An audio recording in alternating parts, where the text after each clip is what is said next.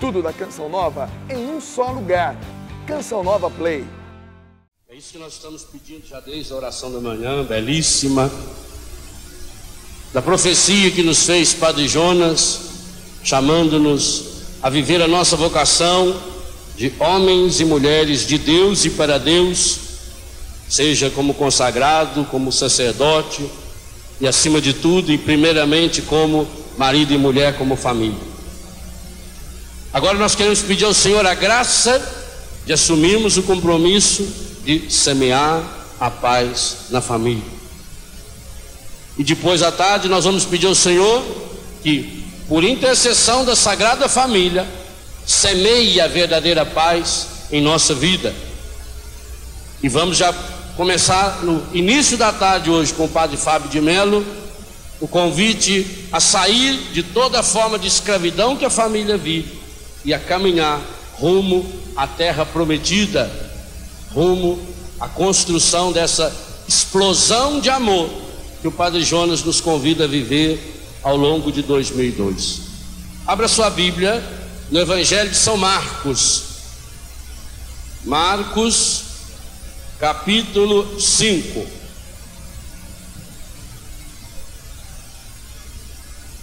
Marcos é depois do Gênesis. Capítulo 5, versículo 1. Capítulo é o número maior.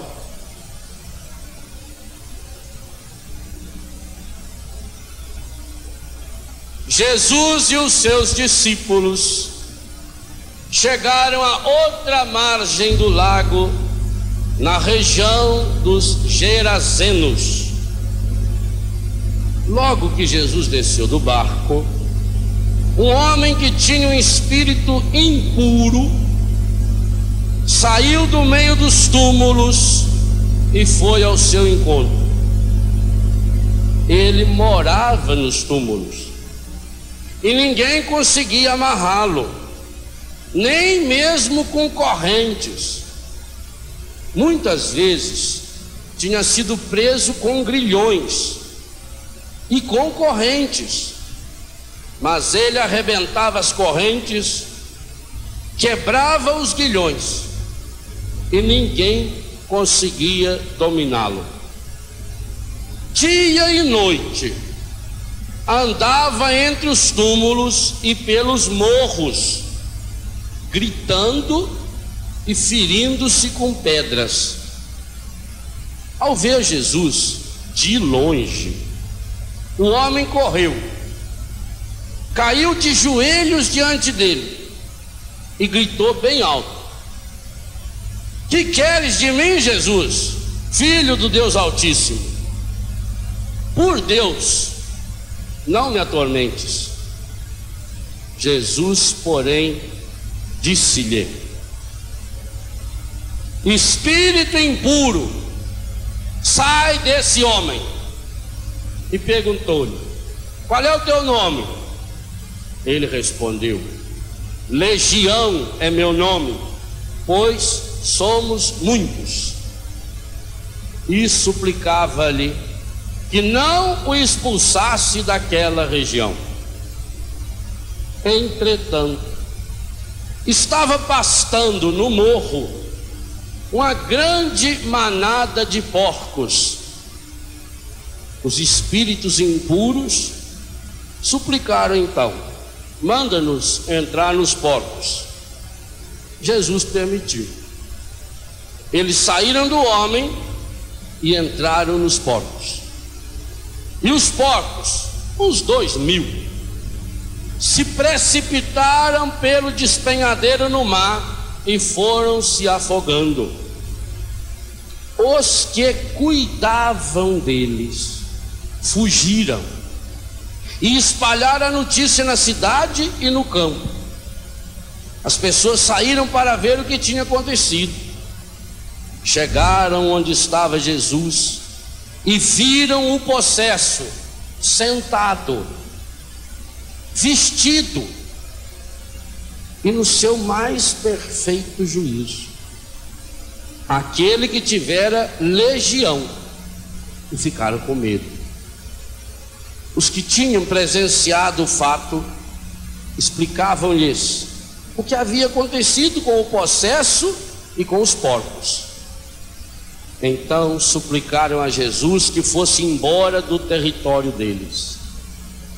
Enquanto Jesus entrava no barco, o homem que tinha sido possesso pediu que o deixasse ir com ele.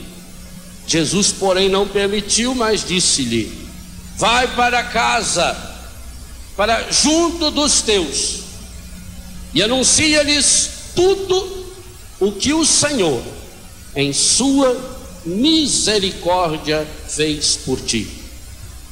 O homem foi embora e começou a anunciar na Decápole tudo quanto Jesus tinha feito por ele, e todos ficaram admirados. Palavra da salvação.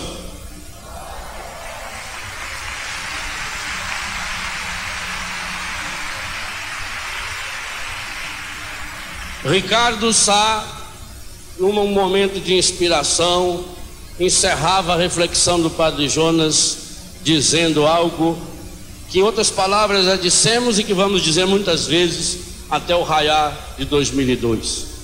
A paz não é um projeto, a paz não é um código de normas, a paz não é um slogan, a paz é uma pessoa.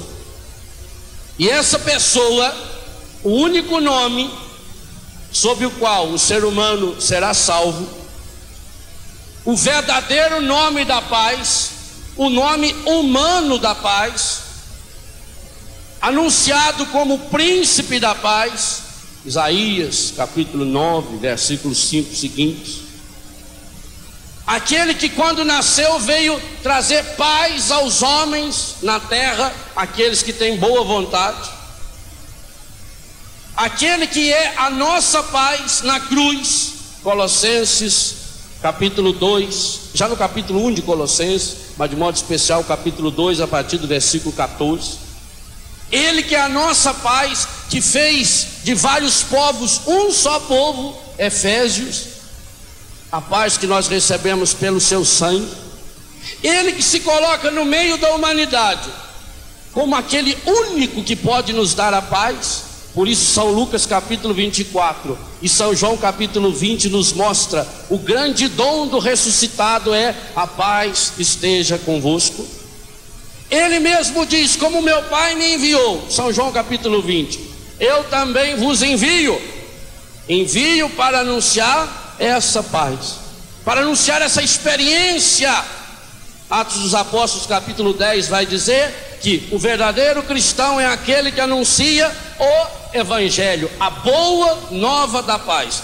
A Bíblia da CNBB traduz: anunciar a boa nova da paz. No que consiste essa paz?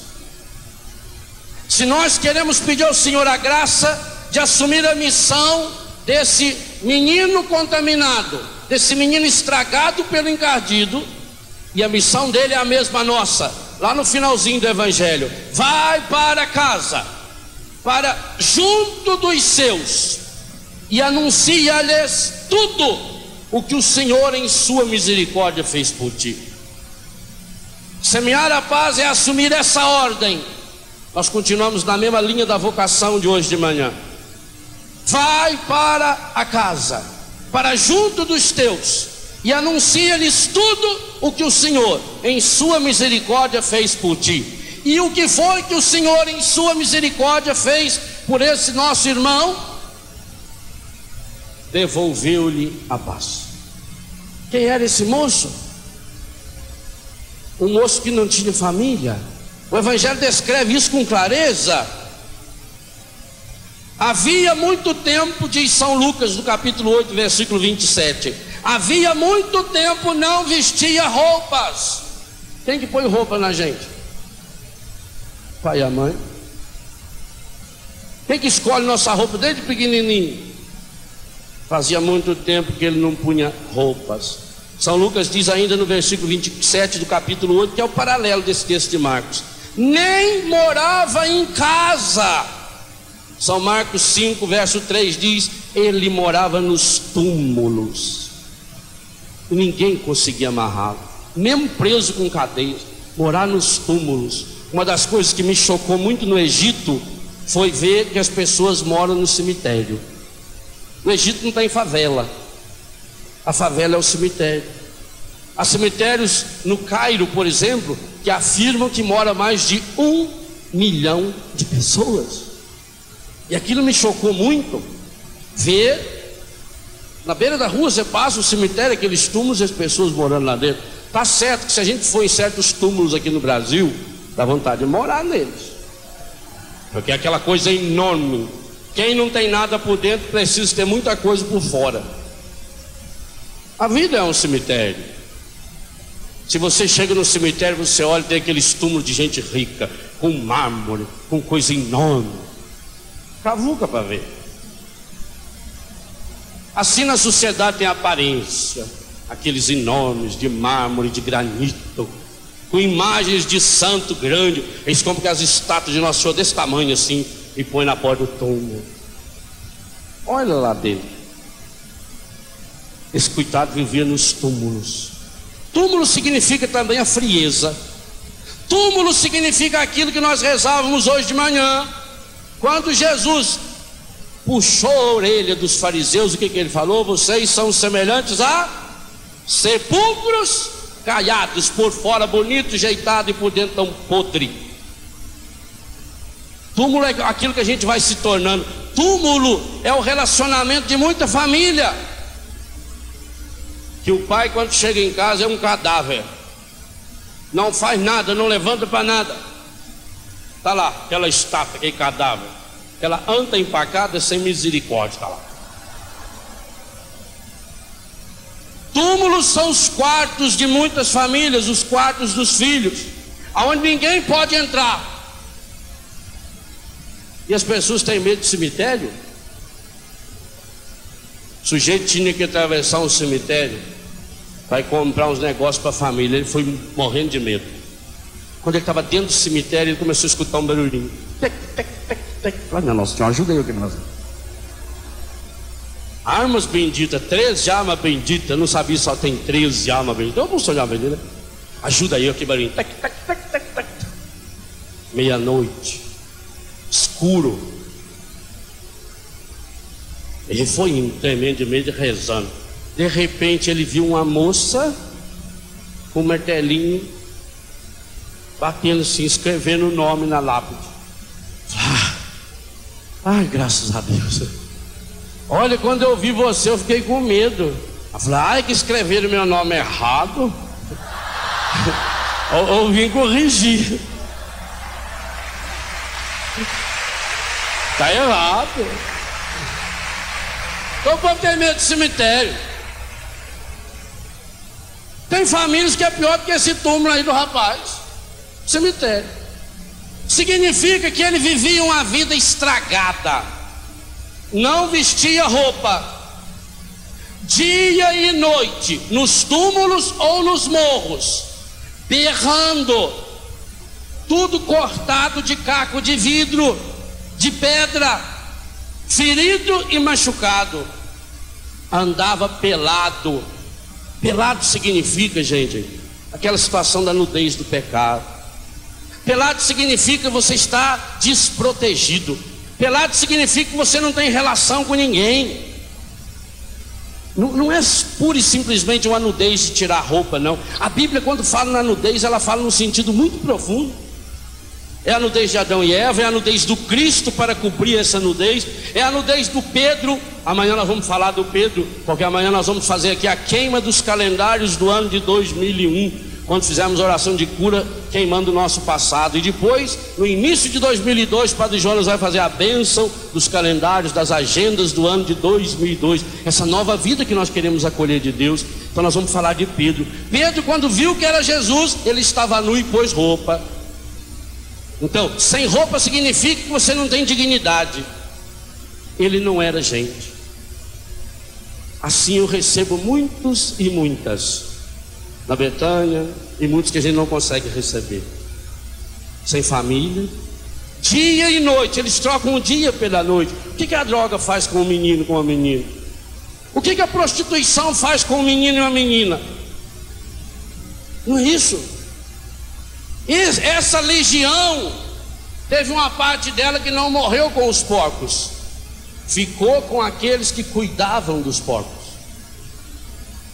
É interessante, tanto São Lucas como São Marcos diz: aqueles que cuidavam dos porcos. 5 verso 14. E no Evangelho de São Lucas está no capítulo 8 versículo 34. Os homens que cuidavam dos porcos. Cuidado é ter trabalho. Cuidar, você cuida de alguma coisa que é importante. Então falar que você cuida de porcos, que profissão medonha. Pois tem gente cuidando de porcos. Não só cuidando não, tem gente protegendo os porcos, igualzinho esses aqui. O final desse evangelho, antes de Jesus conversar com o rapaz, é trágico.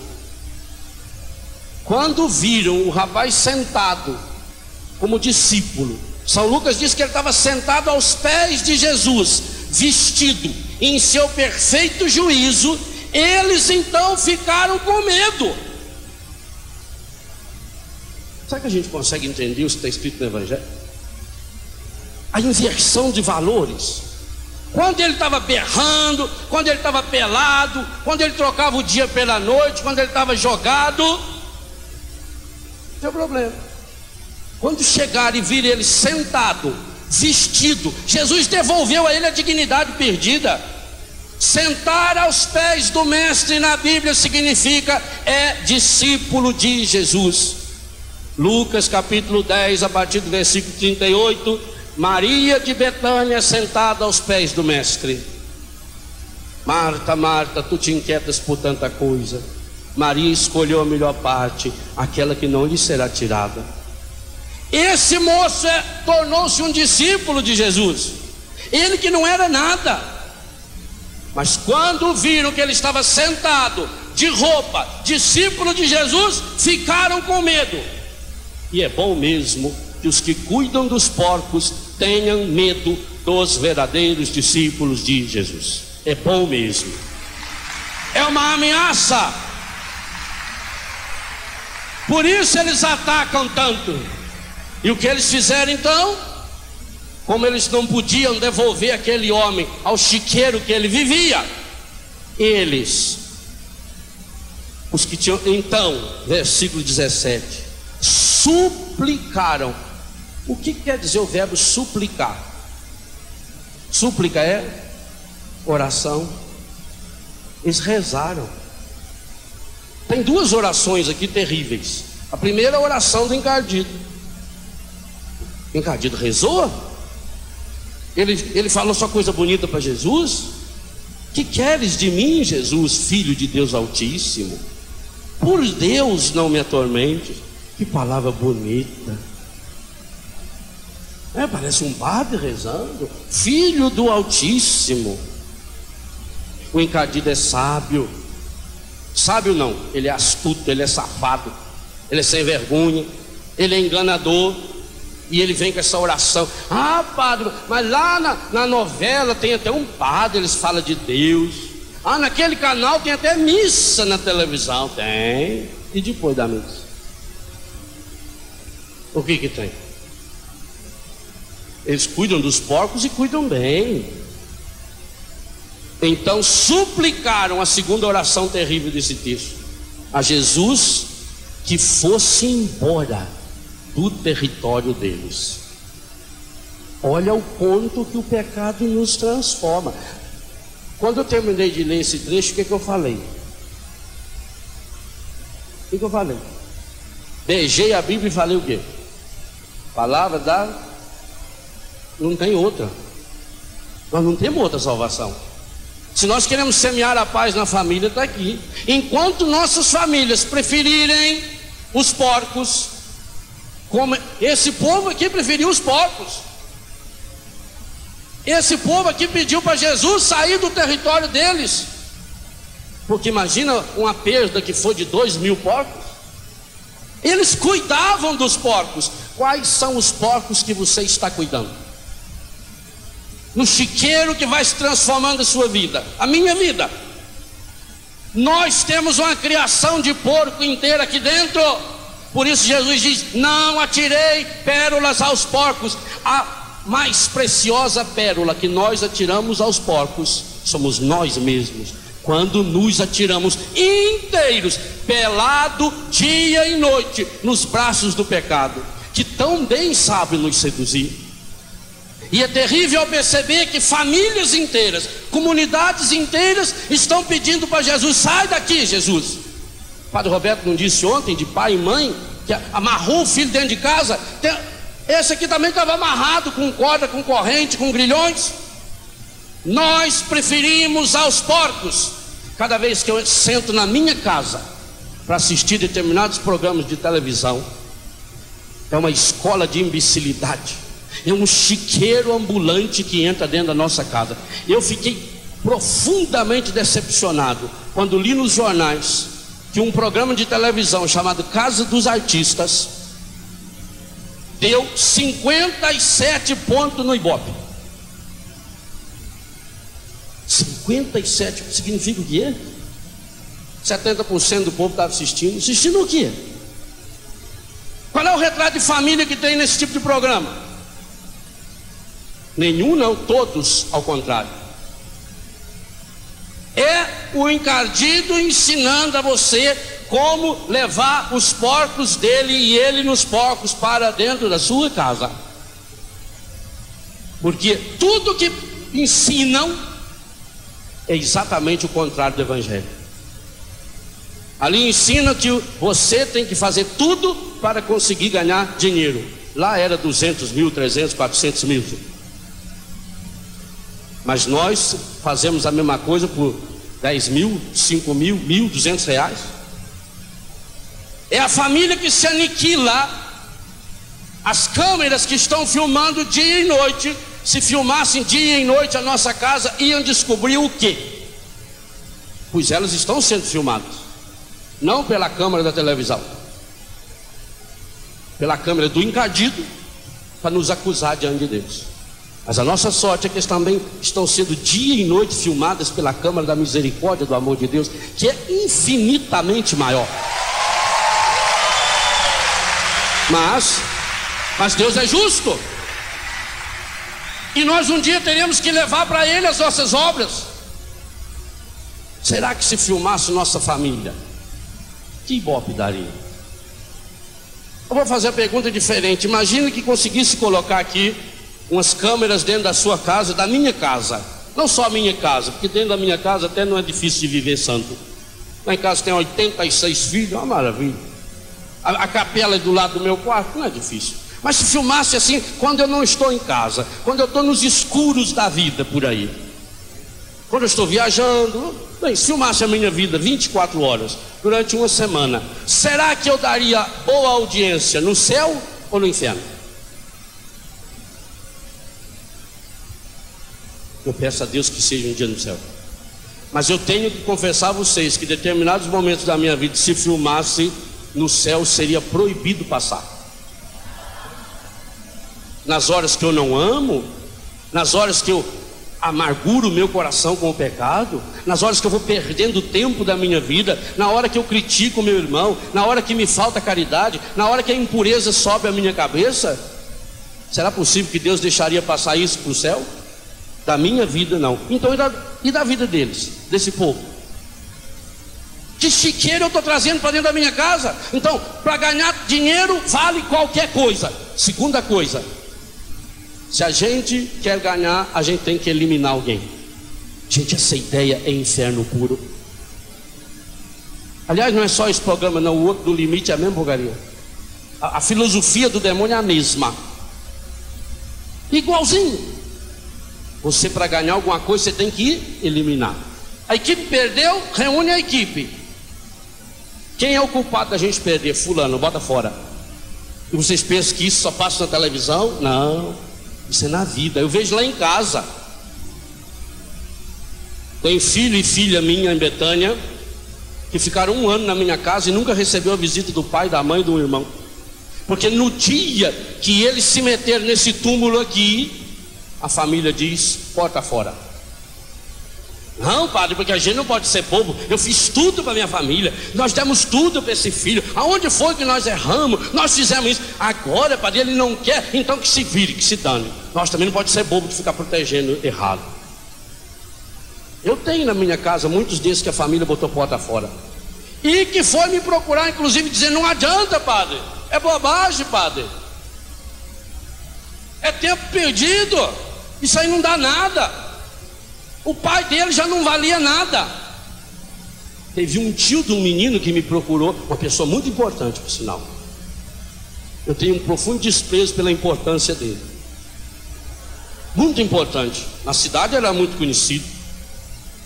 E ele disse para mim: padre, eu já disse à minha mãe e vou dizer ao senhor, isso na porta do colégio que eu era diretor na época: esse menino é irrecuperável. O pai dele não prestava, a mãe dele o amamentou com cocaína, ele não presta.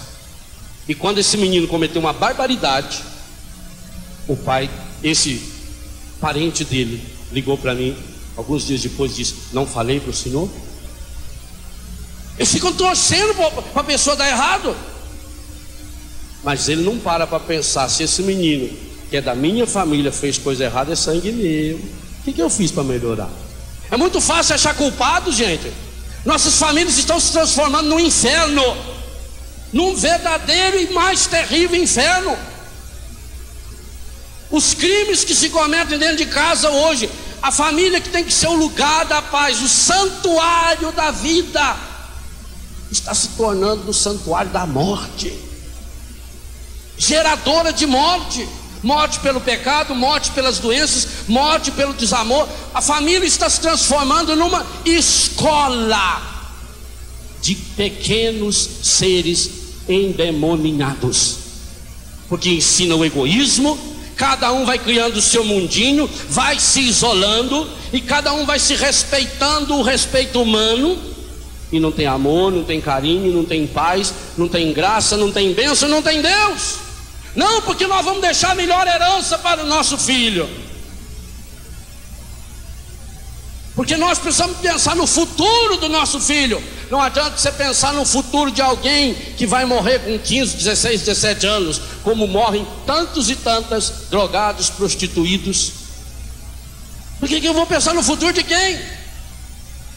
Quantos pais que hoje, ao preencher a ficha do imposto de renda, pode encher a primeira folha e colocar casa, carro, isso, aquilo, só aumentando, e no outro lado, nos dependentes, tem que ir diminuindo, porque um filho morreu com overdose aos 18 anos, porque a filha se prostituiu e saiu de casa, porque o outro não quer nem ver a cara do pai.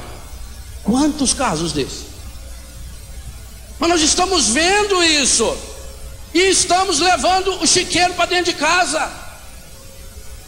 Nós não estamos indo só lá na pirambeira dos porcos, não. O triste é que estamos trazendo a pirambeira dos porcos para dentro da nossa casa. Estão aporcalhando a nossa família nos nossos ouvidos e nos nossos olhos, através das músicas que ensinam para as nossas crianças, através das novelas. Hoje eu estou profundamente convicto: assistir qualquer dessas novelas é pecado mortal.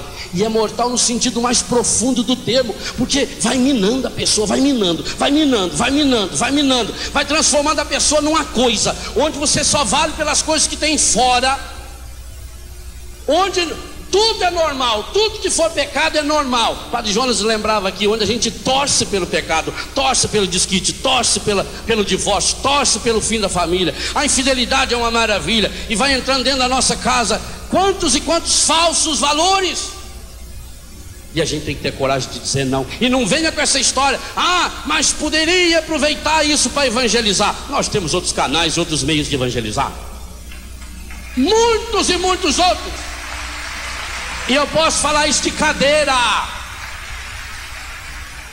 A autora da novela que tem na Globo, 8 horas da noite, do Clone, mandou vários e-mails para mim, inclusive através da Canção Nova, pedindo a minha ajuda, porque ela quer fazer uma campanha contra as drogas na novela. E como sabe que eu tenho experiência com isso, pediu a minha ajuda, e eu tive que dizer não. Vários. Fala, não.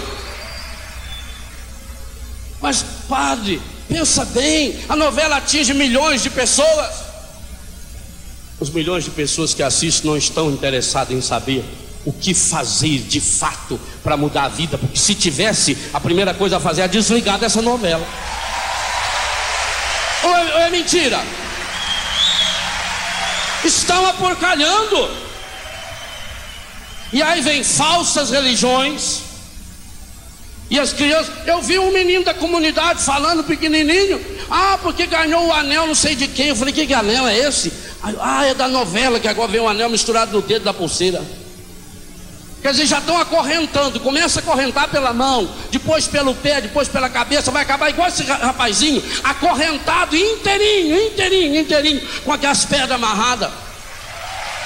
Vai despindo a pessoa. Meu irmão, para semear a paz na família vai dar trabalho.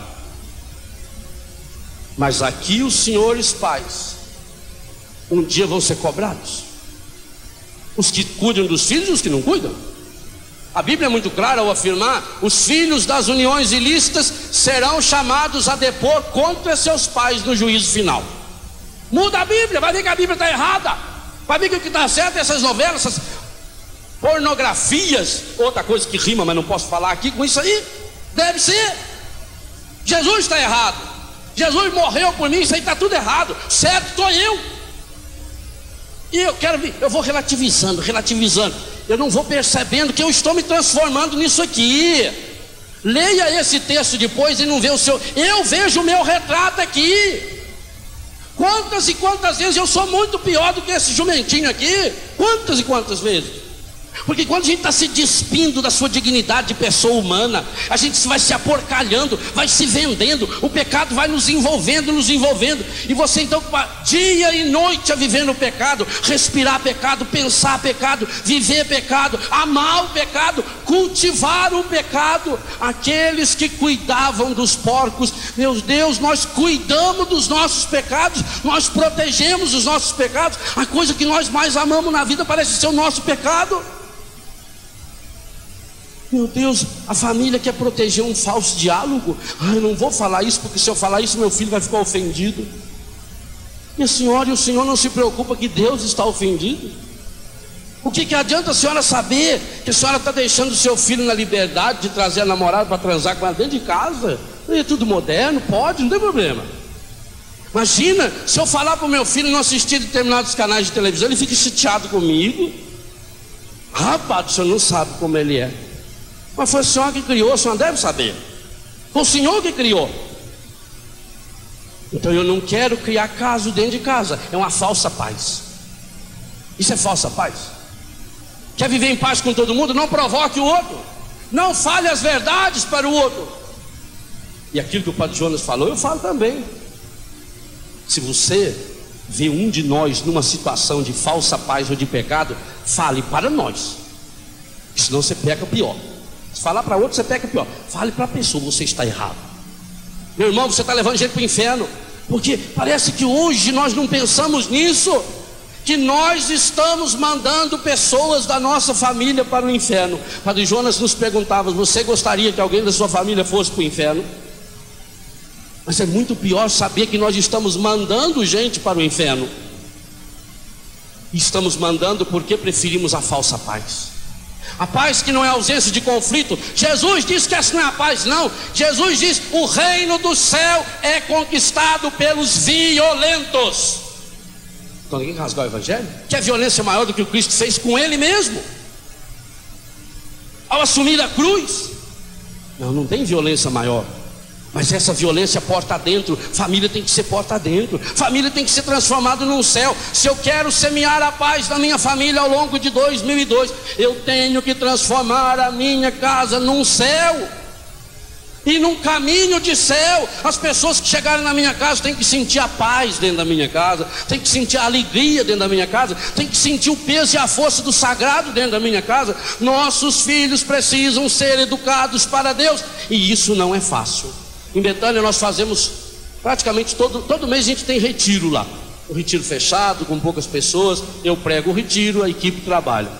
A maior parte dos nossos retiros são para casais. Esse ano, inclusive, vamos fazer um sobre os limites da educação, na educação dos filhos. Porque perdeu-se que precisa ter limite, que você tem que dizer não, que para ter paz tem que dizer não, que quem só vai dizendo sim, sim, pode, o que tem, isso é normal, isso é evolução, o mundo mudou, o que tem, também não é tão grave assim. Talvez não foi isso que Jesus quis dizer, porque se você pegar um contexto sociológico, você vai ver que a psicologia, ela inclusive prova que é muito bom que a criança faz isso, é muito bom o jovem crescer na liberdade, dele fazer o que bem entender, para ele se conhecendo. Você não pode reprimir, se você reprimir, ele vai se tornar uma pessoa frustrada. O Evangelho diz que não. O Evangelho diz que para entrar no céu a porta é estreita. Eu tenho que fazer uma escolha. Se a paz é uma pessoa, não é uma pessoa que vem me colocar amenidades. Jesus diz não. Vocês pensam que eu vim trazer a paz? Jesus diz: eu vim trazer a guerra. Eu vim trazer fogo, e quero que esse fogo se alastre. Por minha causa, pai vai ficar contra filho, filho contra mãe, mãe contra pai. E quem não for capaz de me amar mais do que ao pai, a mãe, ao irmão, não é digno de mim. Por que ele falou isso? Ciúme? Não. O que Jesus quis nos ensinar é uma coisa muito simples. Se a gente não tem Deus, a gente não tem nada. Quem não tem Deus não ama. Marido que ama a sua esposa e não tem Deus, não ama. Quem não tem Deus, gosta. São João diz na primeira carta, capítulo 4, verso 7: Deus é amor. Caríssimos, Flavinho fez uma música maravilhosa: amemo-nos uns aos outros, porque o amor vem de Deus, e todo aquele que ama é nascido de Deus e conhece a Deus. Quem não ama não conhece a Deus, porque Deus é amor. Ora, sem Deus não tem amor. Ou eu dou Deus para os meus filhos, ou eu dou Deus para minha esposa, ou eu dou Deus para o meu marido, ou eu não amo. Amar é dar Deus para o outro. Sem isso não existe amor. Amar não é fazer a vontade do outro. Esse moço aqui, todo mundo deixava ele fazer a vontade dele. Ninguém o perturbava enquanto ele estava morando no cemitério, enquanto ele estava pelado, berrando dia e noite. Ninguém incomodava com ele. Mas na hora que o viram sentado aos pés de Jesus, aí começou uma revolução na vida dele, porque Jesus devolveu a ele a dignidade de pessoa. Jesus o revestiu. Nós vamos falar nisso hoje na missa. Jesus devolveu a ele um nome de pessoa. E é o que Jesus faz comigo e com você. Não me interessa a situação que você se encontra, pode ser a pior de todas. Quem assistiu o resgate, os 3 últimos que passaram, foi gravado na minha casa, tem um testemunho maravilhoso do Sandro. 26 anos de droga, 26 anos no cemitério, no túmulo, nas trevas, como nós já meditamos aqui anteontem à noite, ontem de manhã. Pode ver que todo lugar de pecado é escuro, a rua escura, o traficante, os bordéis escuros da vida. 26 anos. Se perdeu na droga, perdeu a sua dignidade, foi preso uma porção de vezes, contraiu o vírus da AIDS, estava no fim. E tem o testemunho dele no resgate maravilhoso. Mora conosco, consagrado na minha comunidade.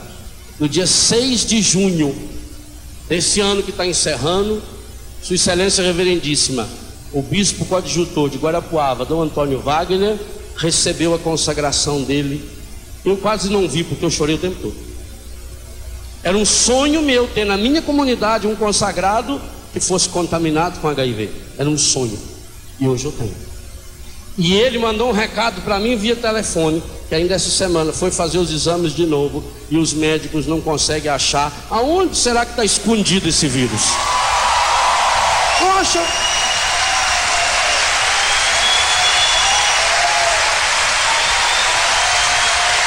essa semana, onde será que está? Ligou para me avisar que o bispo foi celebrar o Natal lá em casa com eles e que os exames Não acha onde será que está? Deve ter rolado com alguma pirambeira com os porcos que Jesus jogou.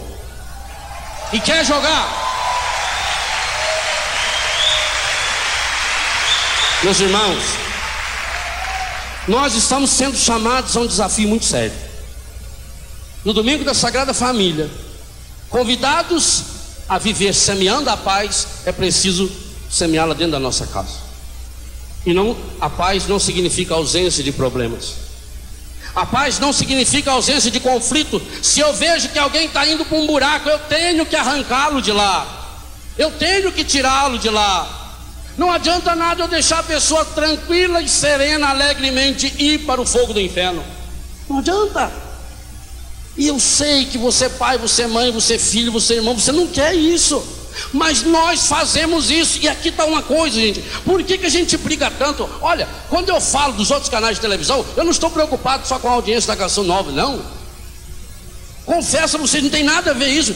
Nem que não assista Canção Nova, que não assista nada. Mas pelo amor de Deus, não deixa mais entrar dentro da sua casa essa escola de pornografia, de destruição, essa escola de inferno que está se transformando a nossa televisão. Porque o demônio sabe, ele vai lá dentro da casa da pessoa, pega você sentado, de banho tomado, no final de um domingo, e vai apresentando o que de família? Qual é a imagem de família que tem aí? Eu vejo os frutos. Na minha casa não se assistem esses canais de televisão. Na minha casa não se assiste novela. Se alguém quiser assistir, vai embora. A porta da rua é cemitério da casa. Vai embora, é livre para ir. Mas não assiste.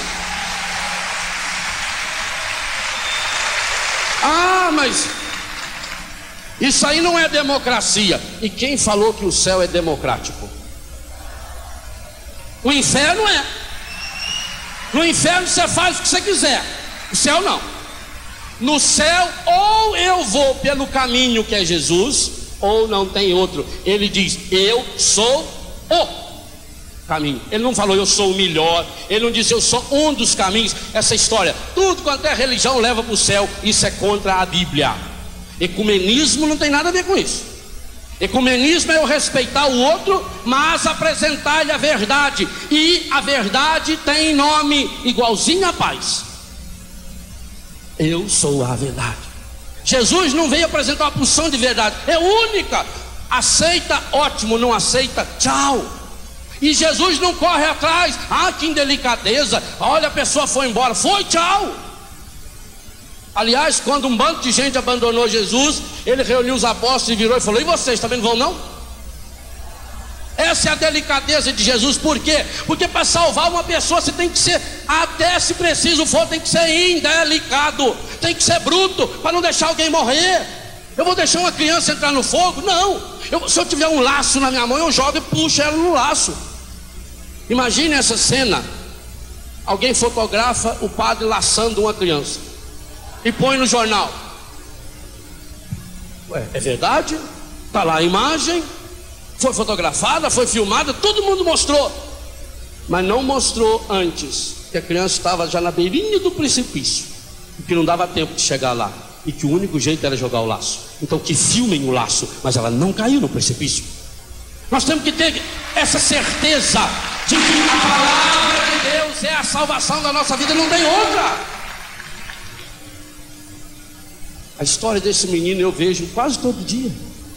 Alguns é como ele, dia e noite, perdido, não sabe mais suas ideias, fedem. E outros indo a largos passos. Porque, gente, hoje eu tenho uma convicção profunda: no caminho do vício não tem vício pequeno.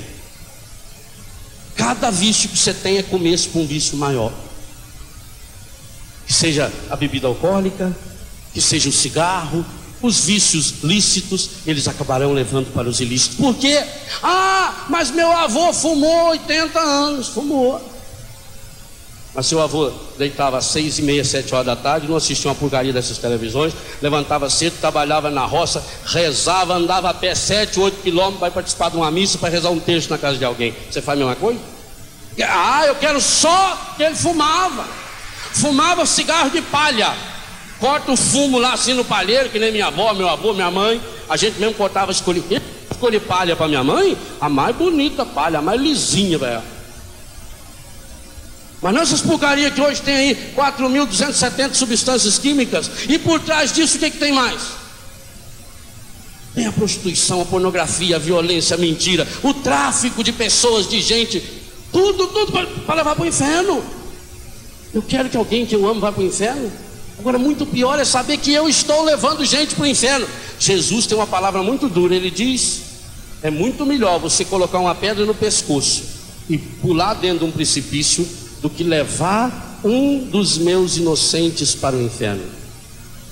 Ah, meu Deus, quando eu vejo crianças cantando certas músicas, o pai e a mãe achando bonitinho falar palavrão, pondo o CD para tocar, a criança pondo máscara, pondo as roupinhas das prostitutas nobres que a televisão põe dentro da casa, cantando as musiquinhas numa boa. Me dói o coração, porque a palavra de Jesus não muda. O evangelho está aí, é duro. Jesus disse que ia ser duro, ele não disse que ia ser fácil. Se alguém quer ser meu discípulo, renuncie a si mesmo, tome cada dia a sua cruz e siga-me, cada dia. Se eu quero semear a paz na família, eu preciso olhar para a minha família. Primeiro, eu preciso ter uma grande meta: eu quero levar a minha família para o céu. Mas eu só levo a minha família para o céu se eu trouxer o céu para dentro da minha família. Essa é a primeira condição para criar paz, para gerar a paz. A paz tem um nome, a paz chama-se Jesus. Então, a missão desse menino é a minha missão. Vai para casa.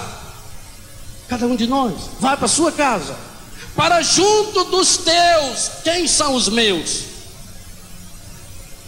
A minha casa hoje é Betânia, a casa do Padre Jonas é a Canção Nova, a sua casa é onde você mora, a sua comunidade. Vai para a sua casa, para junto dos teus, e anuncia-lhes o que o Senhor em sua misericórdia fez por ti. Jesus o chamou a se tornar um evangelizador. Jesus o chamou a ser um profeta que testemunha, anuncia o que ele fez por ti. É esse anúncio que nós precisamos levar para as pessoas, em primeiro lugar, da nossa casa, da nossa família, aqueles que são os nossos.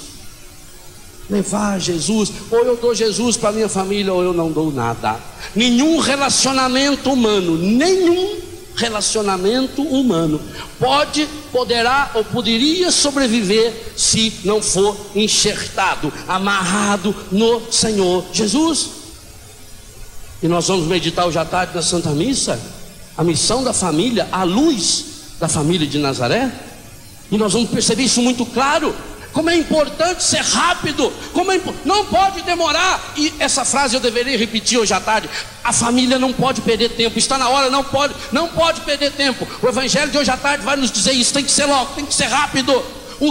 Vá para a sua casa. Se esse ir para casa, você mora longe, a sua família mora longe, se isso for um telefonema, telefone hoje para a sua casa e anuncie para os teus o que o Senhor está fazendo por ti aqui nesse acampamento. Liga para a sua casa, manda telegrama para a sua casa, anuncie o senhorio de Jesus enquanto é tempo.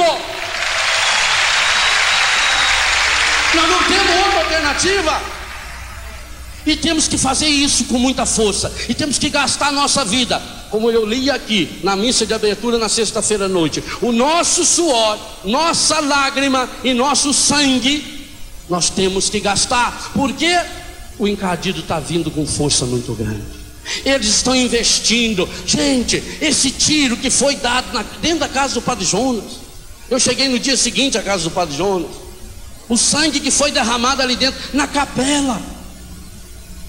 Mas sabe o que significa paz? Não sei se eu posso contar o que eu vou contar, mas vou contar. Aí já é tarde.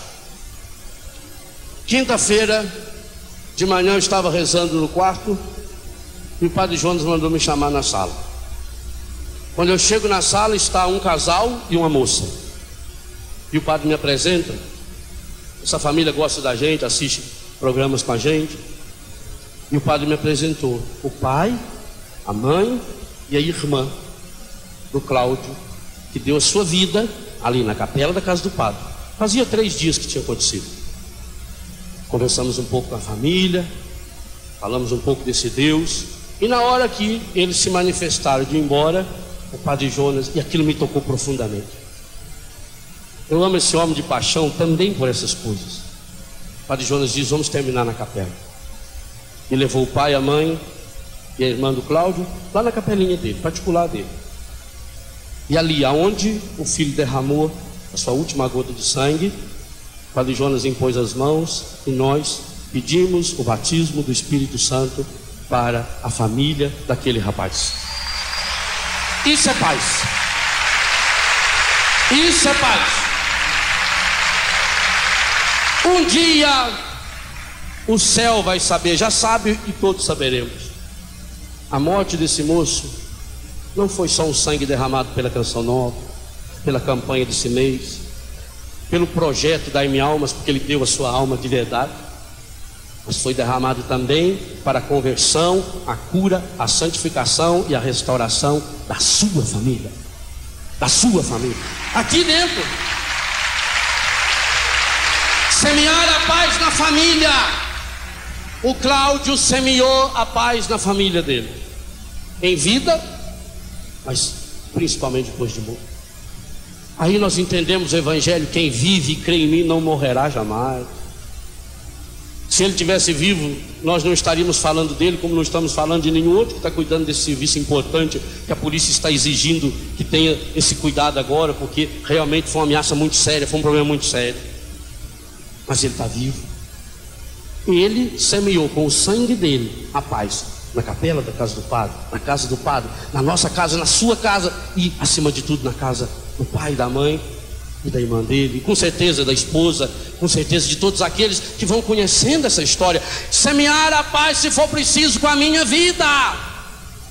Jesus não está nos chamando a um projeto fácil, bonito e maravilhoso para a gente ser aplaudido, não. Semear a paz dentro da minha casa é à custa de uma fé.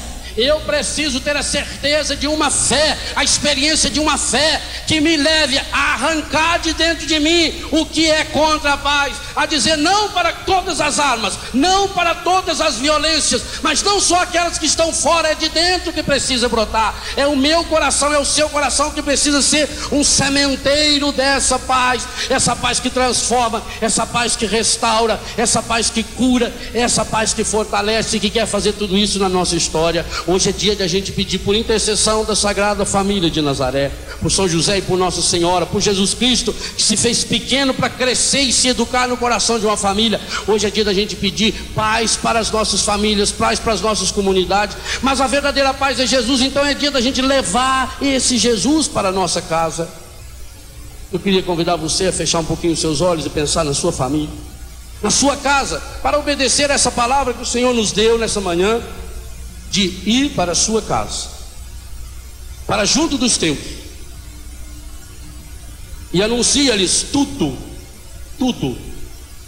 o que o Senhor em sua misericórdia fez, já está fazendo por ti. Eu queria que você, no final dessa manhã, ao ir até sua casa agora em pensamento, em coração, trouxesse aqui para esse rincão seu pai, sua mãe, seu esposo, sua esposa, seus filhos, e os colocasse na presença do Senhor e pedisse essa verdadeira paz. Pai Santo, Pai querido, Pai amado, conheces a minha família, amas a minha família. Minha família foi chamada a ser santuário de vida, santuário de amor, e sabes que, enganados pela serpente e pelos porcos do mundo e do pecado, nossa casa tem se transformado num lugar onde se semeia a discórdia, o ódio, as brigas, a falta de diálogo. Em minha casa é semeado dia e noite, Pai, a pornografia, a violência que o mundo nos apresenta através de filmes, de novelas, de jornalísticos que só mostram o que há de ruim no mundo. Fomos deixando entrar pela antena da nossa casa imagens de ódio, de pornografia, de violência, através de desenhos animados que destroem e prejudicam. E nossa família, Pai, que chegava essa época do ano, se reunia, rezava, cantava, que tinha tempo de dialogar. Há muito tempo perdeu a alegria de estar junto, não tem mais tempo. A gente não tem mais tempo nem para comer juntos. Vivemos numa correria tão grande, querendo achar um jeito de ganhar a vida, e vamos perdendo o melhor da vida. E hoje em minha casa, pai, há ódio, há desamor, a gente que não fala um com o outro. A minha casa não é mais um lugar da bênção, porque as pessoas lá em casa não tomam mais a bênção. Infelizmente, minha casa tem se tornado um lugar de maldição, de briga, de violência, onde cada um luta por si mesmo e cada um vai cavando um pequeno inferno. Mas hoje, pai, hoje eu queria colocar minha família no coração da Sagrada Família. Eu queria pedir, por intercessão de Maria e José, que a minha família hoje pudesse voltar a vencer a utopia de que o amor não é possível. Queria pedir, pela intercessão de Maria e José, a graça de sentar hoje no colo do meu pai, da minha mãe, a graça de dar as mãos, a graça de conversar, de perder tempo amando, a graça de pedir perdão e de perdoar, a graça de chorar no ombro do outro.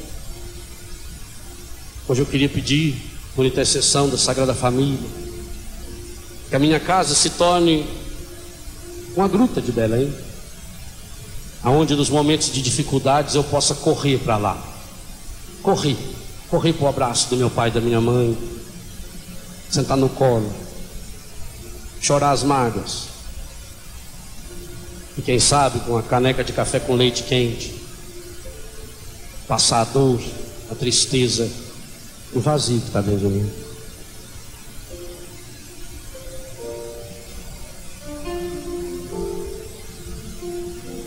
Das muitas coisas do meu tempo de criança, guardo vivo na lembrança o aconchego do meu lar. No fim da tarde, quando tudo se aquietava, a família se ajuntava lá no alpendre a conversar. Meus pais não tinham nem escola, nem dinheiro, todo dia, o ano inteiro, trabalhavam sem parar. Faltava tudo, mas a gente nem ligava. O importante não faltava, seu sorriso e o seu olhar. Oh, oh, oh.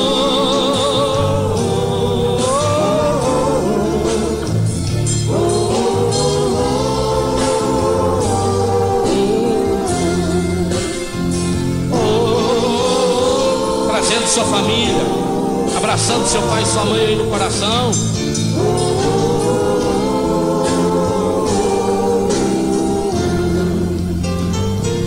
Eu tantas vezes vi meu pai chegar cansado, mas aquilo era sagrado. Um por um ele abraçava e perguntava quem fizera a estripulia. E mamãe nos defendia, e tudo aos poucos se ajeitava. O sol, a viola alguém trazia, todo mundo então pedia pro papai cantar pra gente. Desafinado, meio rouco e voz cansada, ele cantava mil toadas, seu olhar no sol doente. Oh, oh, oh, oh, oh.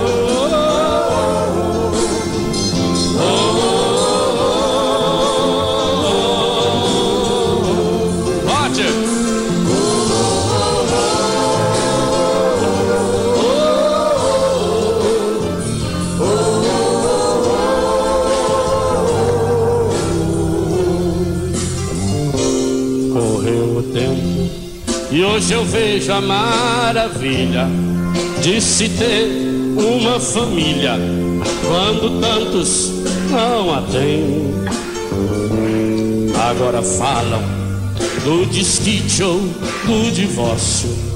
O amor virou consórcio, compromisso de ninguém.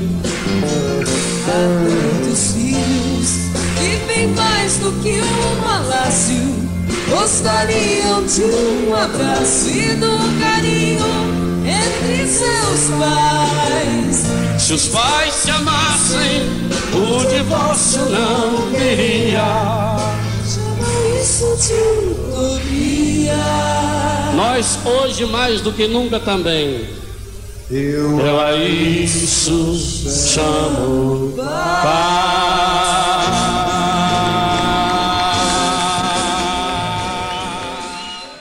Tudo da Canção Nova em um só lugar. Canção Nova Play.